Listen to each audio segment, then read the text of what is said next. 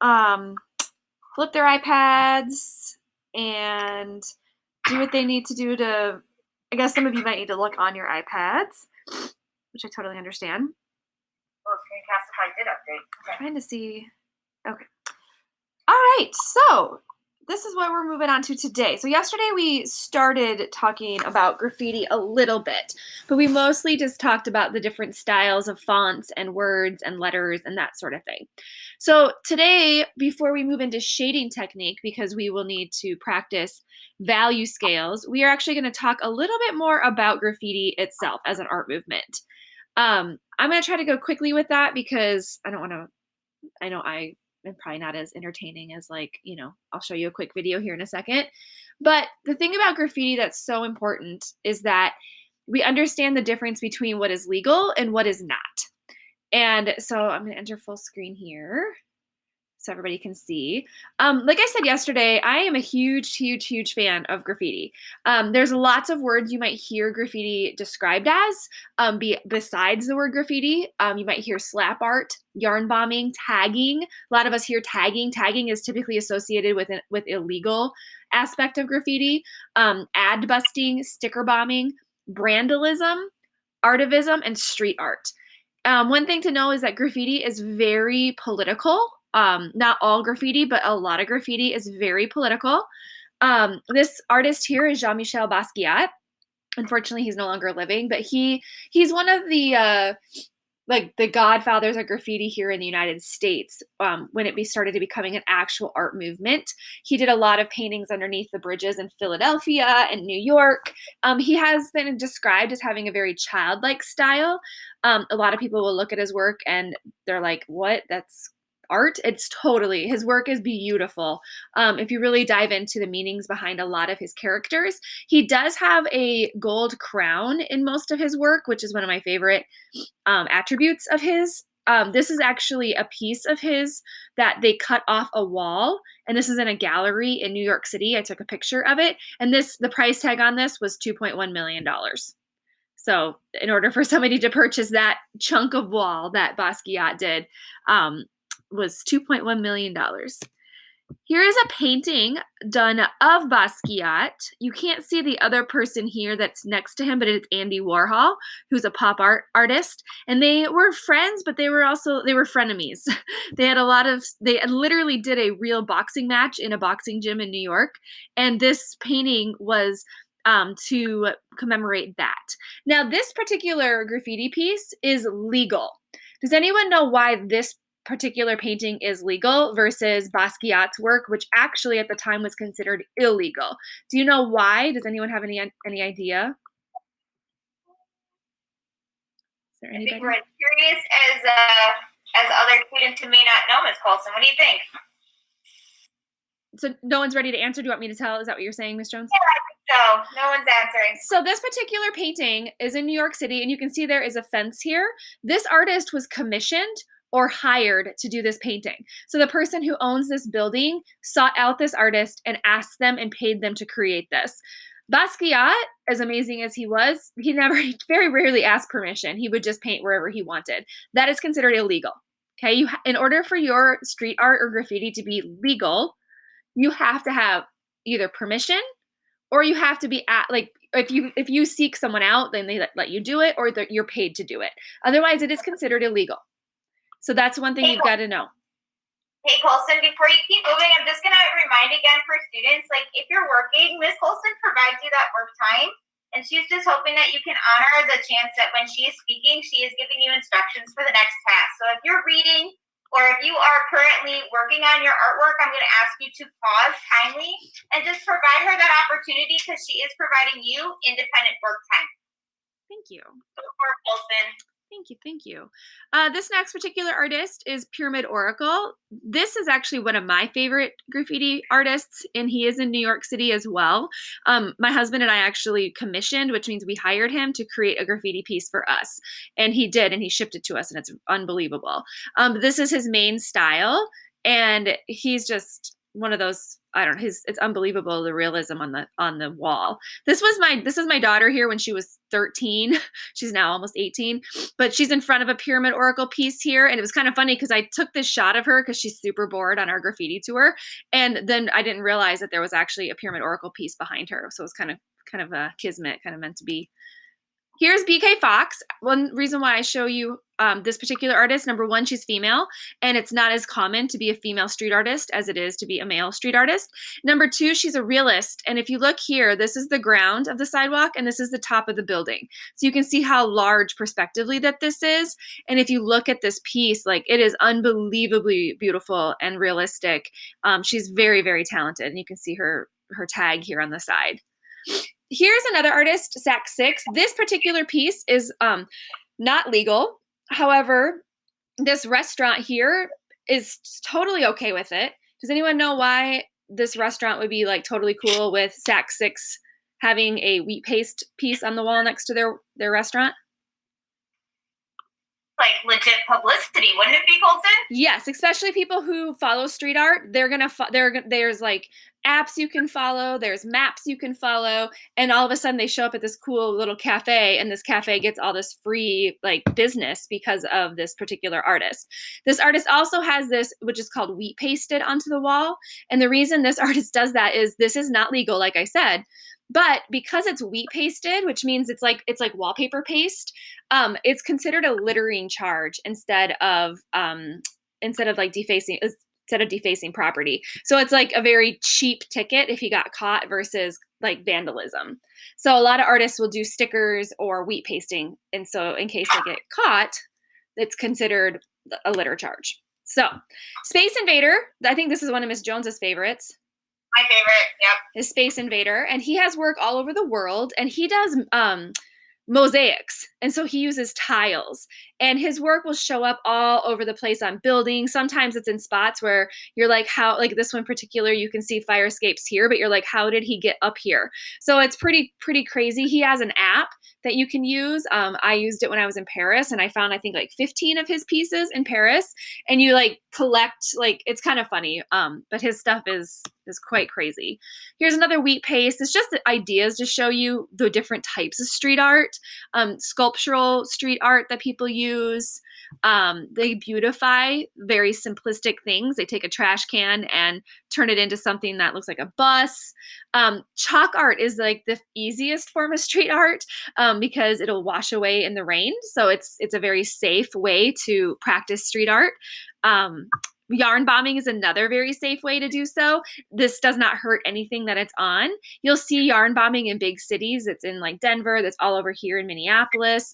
A lot of times these artists just try to beautify a very kind of rundown area. You'll see it around trees. And again, it doesn't hurt anything. All you have to do is cut it off, and it's easy cleanup.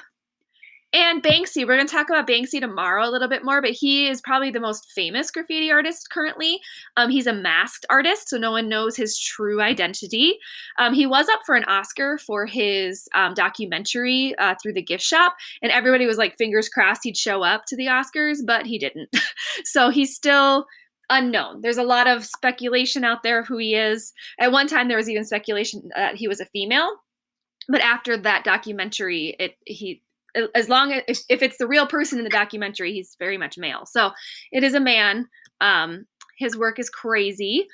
I am going to show you, I'm going to get out of this, a couple of quick videos about graffiti because you have a discussion to answer today. And there's 3 questions here for you to answer.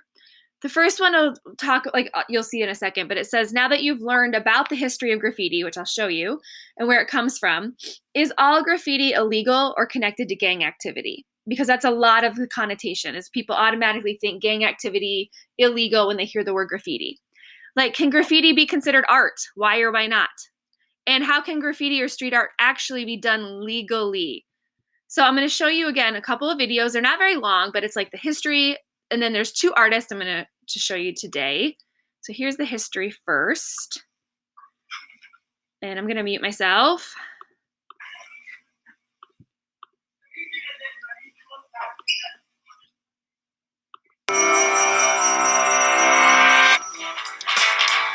Spray-painted subway cars, tagged bridges, mural-covered walls. Graffiti pops. I'm going to go through up here. It won't let me go large screen, so I'll show it from here. Okay.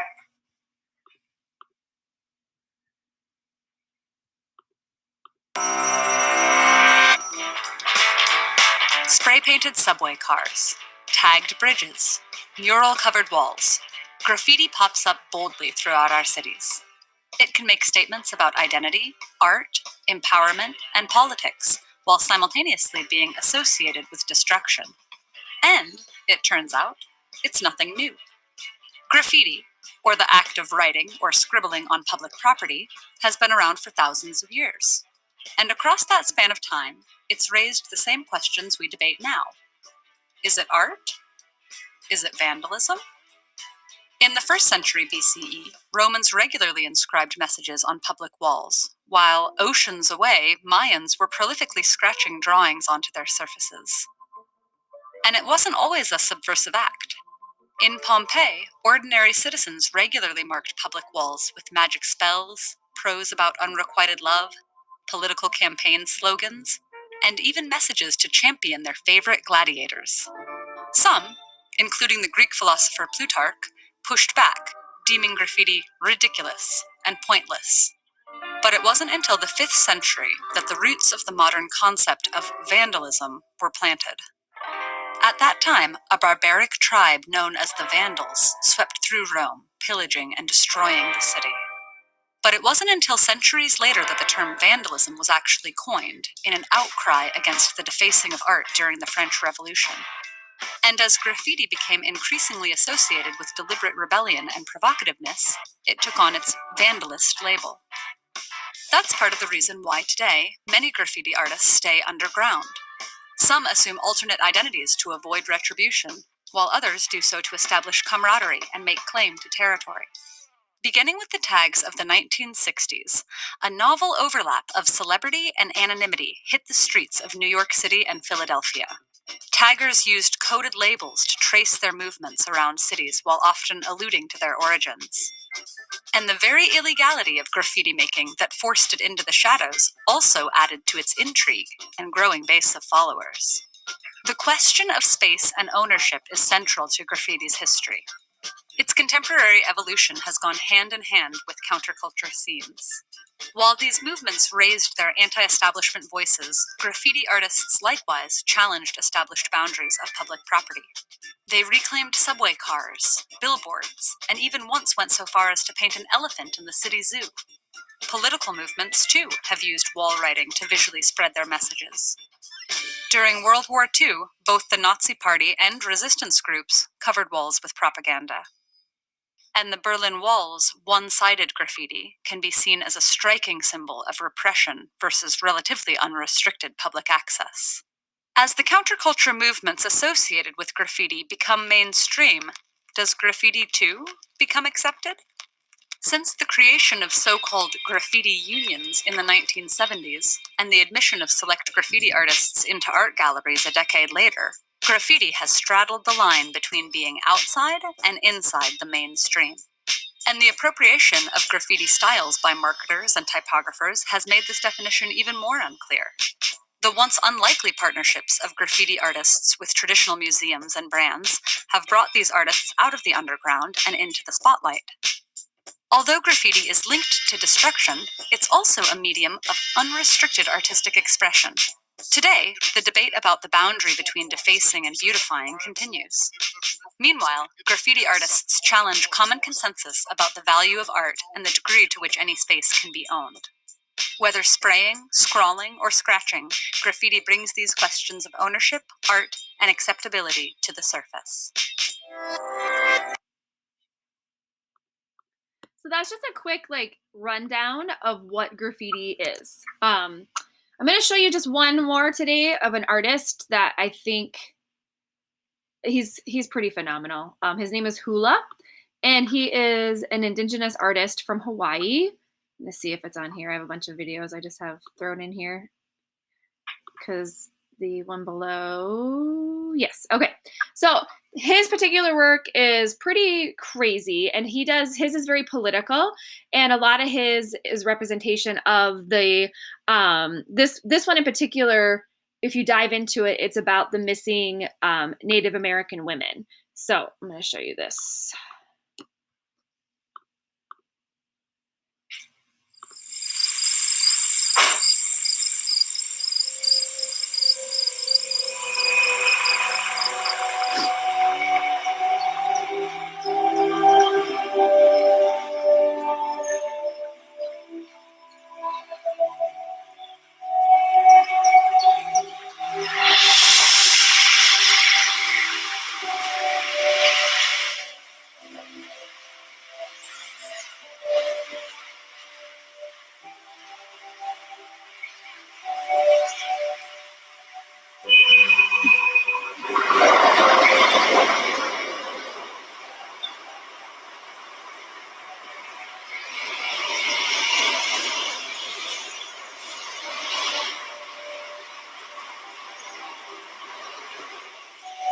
As much as I fear dying, I fear leaving this world with regrets even more. Leaving the world with what ifs. What if I had accomplished more? What if I had tried harder? What if I didn't stay where I was comfortable?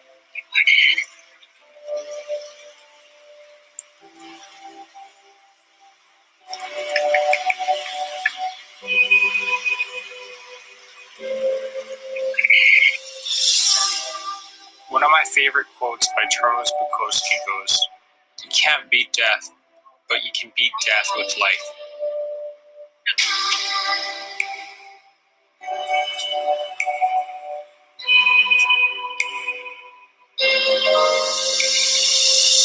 It's lonely at the top, but hold on. Hold on to your dreams. Against everyone and everything, including yourself, telling you to let go. Hold on.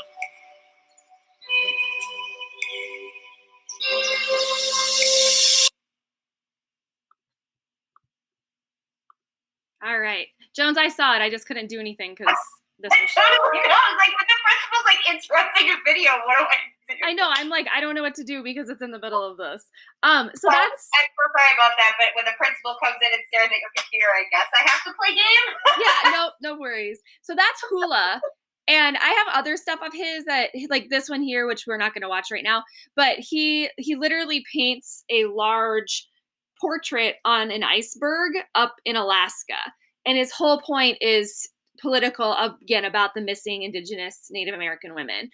His work is done in really hard places. And that whole point of that, or that video, literally he's on a paddleboard, and he's like, if he lets go, like if he's not strapped, he's gone, and he's going to go down the side of that. So his work is pretty intense. There's a ton of artists out there. This is just a little bit more information on graffiti and the different, like, kind of diving into the movement. Your discussion is due today. It shouldn't take you very long because we answered all the questions there. And then you have it's a quicker drawing today because we're moving into doing our own graffiti drawing, where we need to understand value and we need to understand exactly how to shade. And a lot of us have done shading in the past, but we haven't necessarily done it in a while. And so you will need a pencil for this, and this will be done on the same page. So you'll have a new page in your sketchbook, and you have 2 steps. So the first step is you're going to create at least 6 squares. You can see here, literally draw 6 squares. And you are going to create your own value scale. So if you look here, value scale, it's like ombre. A lot of you know the word ombre, a lot, like it's monochromatic. It's from light to dark or dark to light. A lot of artists start with the darkest square possible and then work their way down, because you can always lighten up, but you can't, once you're as dark as you can go, you can't go darker. I do have a video to show you on here if you need to watch somebody create a value scale. This particular person also starts from dark to light. Notice that she drew hers connected. I don't care if yours are connected or separate, but you need at least 6 squares. So that's the first part. And then your second part is to actually show me that you can do a value, like you can create value without just the scale. So all you'll have to do is literally draw 1, 2, 3 squares, like they kind of just boom, boom, boom. And you can see here that if you start like kind of in the middle, it goes from dark to light and then dark to light. So it's like opposite. And so that way it makes it look three-dimensional. It gives it an optical illusion look. And the way that happens is with your value scale. So if you look here, here are some student examples. On the same sheet of paper, again, the value scale from dark to light. Look at this one at the bottom. Wow, this one's beautiful. And then they redrew the square. And notice your goal is to have it as gradual as possible. This one, they need to work a little bit on their like that gradual work, on the shading work, but this is phenomenal right here. So that is your task for today. And again, it shouldn't take you very long. We don't have a ton of time left today. We got about 15 minutes, but you have all of today. And then of course, in the morning, you'll have plenty of work time before we move into anything new. Does anyone have any questions on what they need to do today? I don't think so. If they are still working on their graffiti from yesterday, you're welcome to continue to do so. Yep. But again, we'll have more work time tomorrow to work on your value scale. And do not forget to do your discussion. Again, it's like free 10 points. And it is for me to know and understand that you are interacting with the art and that you're understanding what we're doing. Got it.